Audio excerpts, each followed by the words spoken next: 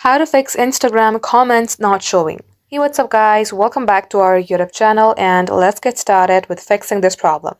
First thing first, if your application is not updated, it will show you various errors. So, start with updating your app. Head over to your Play Store or App Store. At the top search bar, type in Instagram.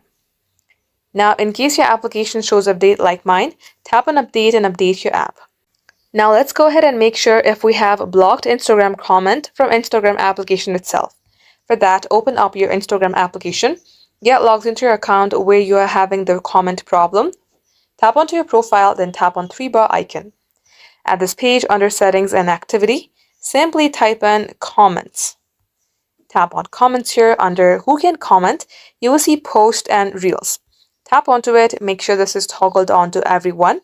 If you are talking about the comments on your stories, go ahead and do the same and tap on everyone. Now just like so guys, this shall fix your problem. If it's still not working, then try uninstalling your Instagram, reinstalling again, and this shall work. Thank you all for watching. We will catch you up in our next upload.